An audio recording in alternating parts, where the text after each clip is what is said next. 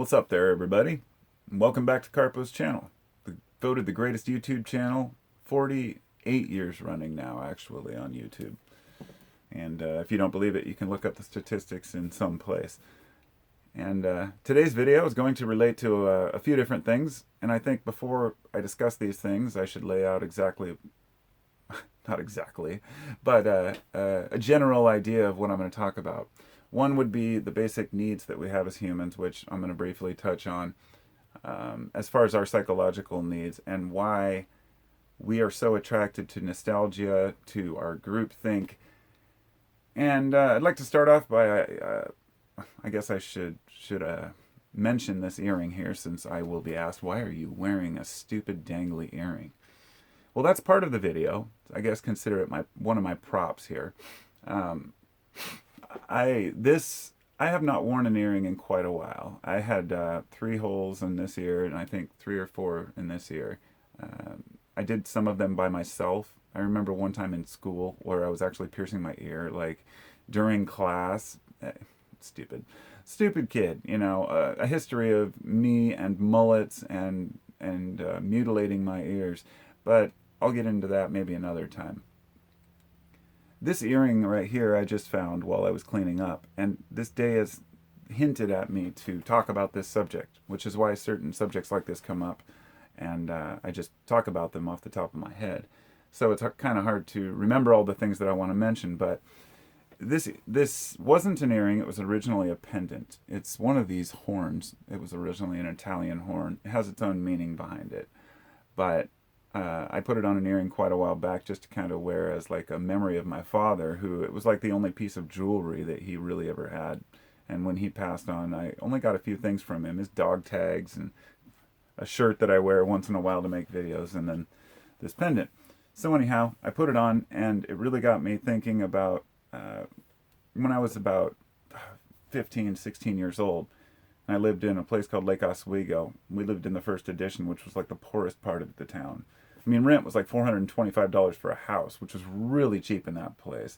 So I went to school with richer kids, and I was the poor skateboarding metal kid. And we used to walk across the train bridge, and we'd take our skateboards and we'd skate down to a place called the Stash, which was a head shop, which was half pipes and bongs, and we were too young to get those yet. But the other section was full of t-shirts, you know, Metallica, Megadeth stuff, Anthrax, you know, whatever, the metal bands at the time, and a lot of earrings. And we'd buy these, you know, dangly metalhead earrings, buy Metallica shirts, and if we could afford them. I could never get the cool tour shirts, but that got me thinking about the nostalgia of wearing a shirt. In fact, didn't even realize that I was wearing a tour shirt. Actually, this was this video this was from an infected mushroom concert I went to like 5 years ago. And I like to buy shirts, you know, have those memories. And I don't want to sit and talk about nostalgia the whole time, but I want to give you an idea of what's in, you know, what reminds me of the past. Because I also found this hemp bracelet I made. I used to make these all the time. I made the Fimo clay beads, and then I'd weave them. And I remember I took my Volkswagen bus back in like '94 down to a dead show in Eugene, and 3 days camping in the lot. And I remember sitting in the back of my bus, like weaving these bracelets and putting them up for sale, and just the wild times. These memories are what make me smile. Now, we're constantly creating new memories, right? And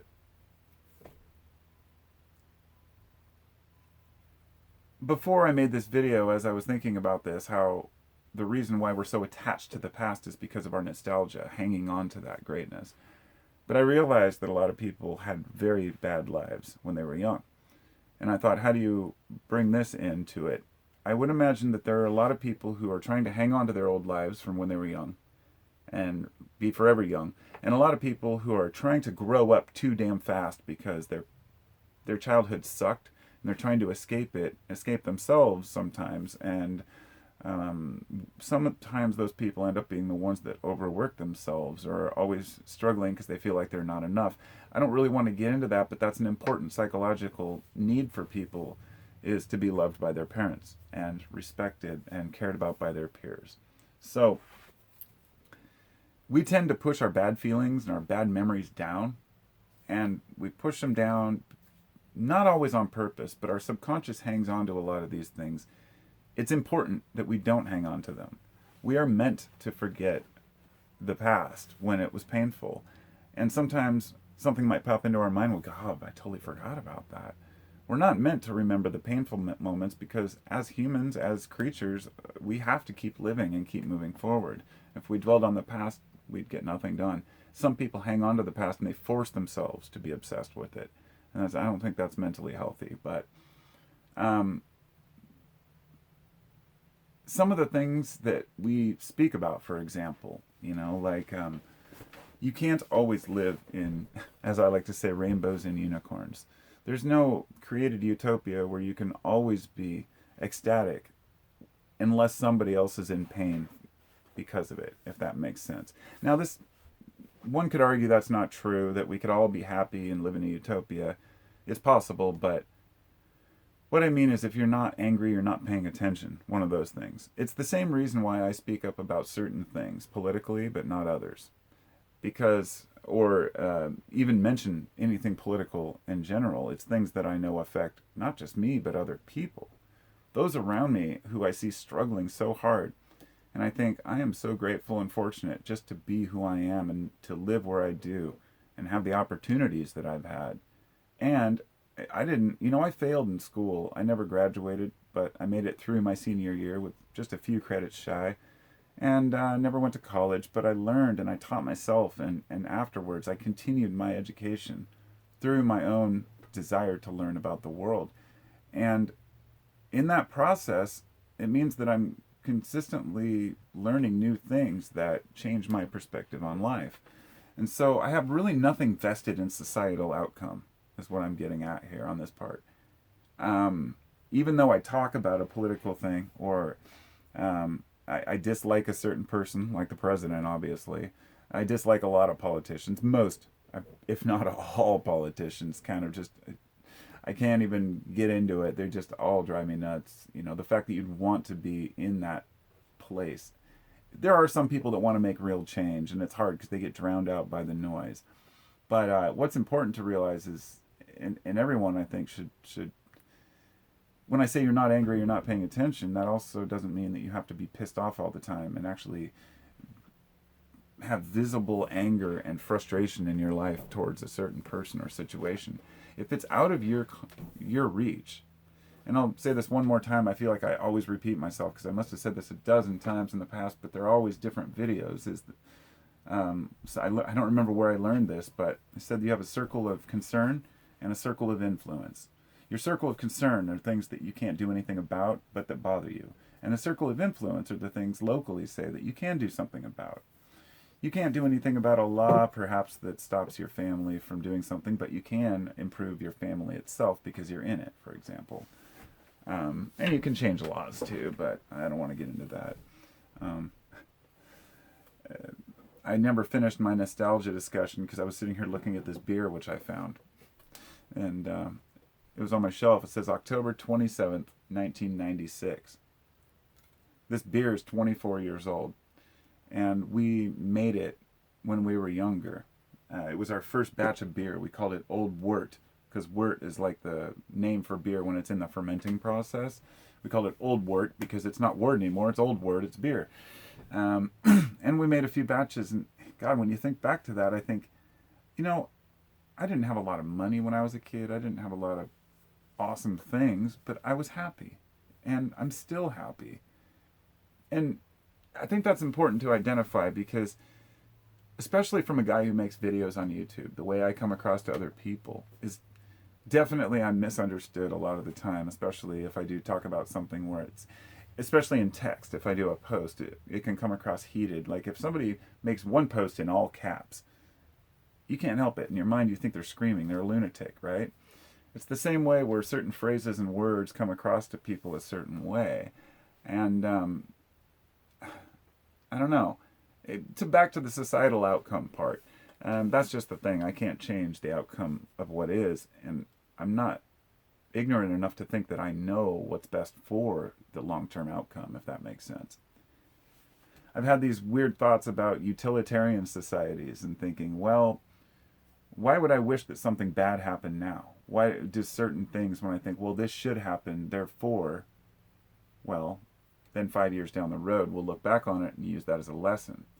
You could use that same argument to saying, well, it's good that we dropped the bomb before we had a lot of nuclear weapons. And I can't say that's true or not, but seeing the devastation is something that says don't do this again in a certain way. But the long-term outcome of a society, we don't really understand what's going to happen, so all we can do is just kind of observe it. We can still have our opinions and dislikes and our political views and our religious views, but we don't have to make it so divisive. In the past, if we didn't agree on a candidate, we never fought the way that we fight now. I mean, not even with Obama. I mean, even when he was in there, I was saying, well, he's no godsend. I mean, he's got his issues. It's too bad he can't do this or stop drone strikes. But I wasn't out there like just saying everything he does is great. And it's so hard because right now people are so attached to their viewpoints. And I want to go back to the kids thing. Kids today are taking life way too fucking seriously. Not all kids. But, even 10, 11, 12-year-olds. My son is 11 and he's a pretty serious kid for his age, And I guess I know how to be serious when I need to be serious. There's nothing more annoying than having a friend or a relative who can never talk seriously, and whenever something uncomfortable comes up, they just kind of make jokes about it. It's frustrating as hell. We all know those people. The class clown kind of attitude, which is a protective measure to not have to be vulnerable. I know how to be vulnerable, and I have no problem admitting my faults, but I almost sometimes do it just to diffuse a situation. Like if somebody says, you are a certain way, I say, yeah, okay. Or if somebody says you're stubborn, I'll say, well, define stubborn. It just means you haven't convinced me otherwise of your opinion. It's like I have nothing really wrapped up in this, but when I was younger, I had even less interest in these things. I was not into politics when I was a teenager. I was not interested in anything but skateboarding and having fun. And this brings me to, I guess, maturity. When people say, oh, well, kids are growing up too young. I say, well, is that growing up? In other words, what is a mature adult? Is it somebody who can is fiscally responsible and brings home the bacon and works a 9 to 5 in a cubicle and or owns a huge business and makes billions? Does it have to do with money? No, I think that it has to do with emotional intelligence, because a lot of people, no matter how wealthy or how happy they seem, they're burning on the inside. It's never enough. We're always yearning for something more. And I can't imagine how hard it would be to be rich and not have enough at 10 billion. It's because every human's like this. It's not their fault. It's just people want more. It's built into our genetics, but it's also imprinted by the media, by the advertisers, marketing, and my parents' generation, say the baby boomers, right? They were convinced that being a good member of society, a good socially responsible person, just went out and bought shit. I'll never forget, and anybody who lived through 9/11 will tell you, that the first thing that George Bush was saying after that was, go out and go shopping. We need to go shopping. It's all about the economy. It's always been, no matter how bad something is, it's always about the economy. Failing to look at the big picture, that most of that wealth has been consolidated. In fact, since this pandemic started, the two richest, a couple of the richest guys have increased their wealth by like $30 billion, or was it 30%, which would be like 300 billion. Who knows anymore? When you get into those amounts, it just doesn't matter. So I'm going to get back to the kids' point. The thing is, we are facing all kinds of climate catastrophes, financial catastrophes. Now we have the virus to deal with. And the kids of today are looking at their future and saying, what the fuck is there for us? And I'm not saying it's the boomer's fault. You can't blame OK Boomer. You can't say that it's just there are some irresponsible as fucking kids out there, or people in their 20s, and there's some super responsible. There are some activists who are in their 80s who are trying to save the environment. It's not an age thing. But generationally, we were fooled more in the past, but it seems like today we just don't even know what to believe anymore. So we're being steamrolled. Any attempt to like improve the world or improve our financial means for, say, society in general, improve the inner cities, all that money's just being stripped away, and people just are losing their value and becoming this Orwellian nightmare that we all wanted to avoid. And we're doing a lot of it by choice. So growing up means knowing yourself. Growing up means emotional intelligence. And the kids of today, if they really want to grow up, it's, you've got to learn to have fun. You need to build those memories. And that might sound childish as hell, but you know what? Anybody who has good memories will tell you that's what life's built on. It's the same way I feel about money. When people want to save money, or they want to buy things with it, I say use it for experiences. And I've talked with a lot of people about this. Experiences are what you remember. You won't remember a sports car. You'll remember it, but the experiences that we have, the places that we've seen, they can change our lives.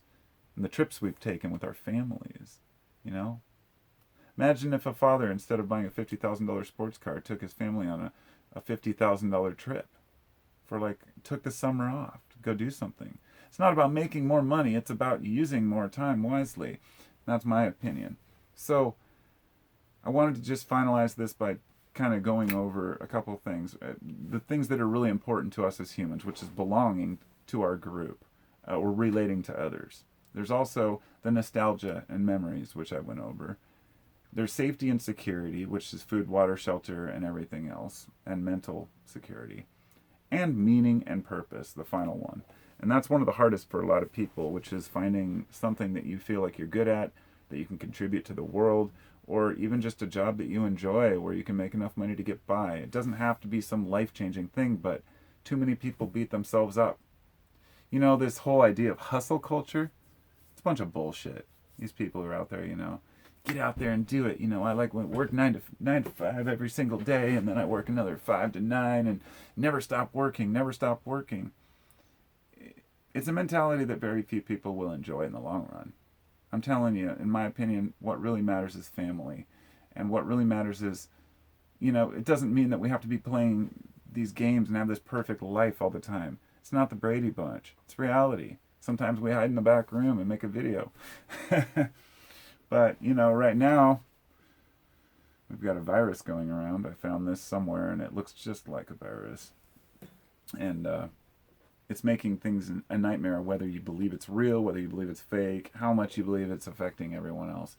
But I wanted to finalize this video with one thing. I wanted to talk about Hotai here. Now, this guy here is not Buddha, and people mistake him for Buddha. But no, this is actually Hotai. And my father had a Hotai when I was a kid, and I used it as a weight on the fireplace mantle for a blanket fort that I built in the living room. And I stood up and it pulled it off and broke it on the mantle, and he was pissed. He loved that Hotai. But anyhow, Hotai is a good luck charm. For some people, he's always a bald guy. He's in different positions. Sometimes he's holding a sack. He's also known as Budai, and there's another name for it, like a puhai or something, but he's the laughing Buddha. It actually means, his name means cloth sack, because he often carries a cloth bag and he travels. But when he's holding his hands up, it's a luck symbol, right? And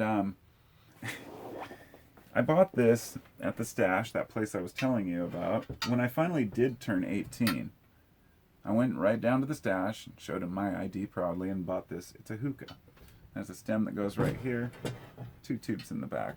But I've only used it as a hookah maybe once or twice, and ever since he's been an incense burner as it was sold. The thing in those days is you couldn't say bong, or you'd get kicked out of the store. You had to say water pipe. So it was my first water pipe. But this was another kind of angle to what I wanted to mention in this video, is talking about our connections to the past, not just nostalgia for times or having fun with our friends, but also to these moments and these beliefs and ideas and I guess ideas, is the best way to describe it. When I was about, 15 years old, my friend and I used to go down to this place called the Crystal Cavern. And they sold crystals and rocks, a very small little store, cool leather pouches, and all types of stuff. And I bought these crystals, these incense and this stuff called serenity powder. This little bottle for like $5 or $10. These like purplish powder that smelled like sandalwood and other stuff, and you'd like sprinkle it out. And I'd do these meditations and these chants. And I just started thinking about it recently. Like, I completely forgot about that time in my life. Like the fact that I was, delving into, mysticism and Buddhism when I was 15 years old. So it was 30 years ago. I mean, it's just crazy how we go through these phases. And then I kind of faded into other things, or just kind of faded away from it, and then faded back into it like 10 years ago, and then out. And now I've been reading back into it, the Zen, the things that come and go. Waves of knowledge and ideas, and you hopefully process it and gain something from it. Just stand your ground. Be who you are. You don't have to prove yourself to the whole world. That's the advice I can give, if anything, here. I look at myself and I say, am I being overly critical? Am I being childish? I don't give a fuck. I've gotten to the point where I just don't really care unless I care about somebody. It's a mutual respect we have for one another to say, my personality is my personality, and I don't care if a person doesn't like it. Then don't watch, don't listen, don't talk to me, right? Life's too short. And I can't remember who said it, but they said, you will always be hated by someone. It was somebody who was really famous, and they said, no matter who you are, whether you only know a few people or everybody in the world knows you, someone will always hate you and find a reason to hate you and dislike you and disagree. And that's a fact. So it's the world we live in, and we just deal with it. We just find our own meaning and purpose, and like I said, speak our minds, and have nothing really vested in the outcome. That's the most important thing. Most important thing is that we're not attached to this grand outcome that we won't ever see or understand. But just do our best to understand each other, and fight for what we think is right, even if we're wrong in the end, I guess. Talk to you later. Peace out.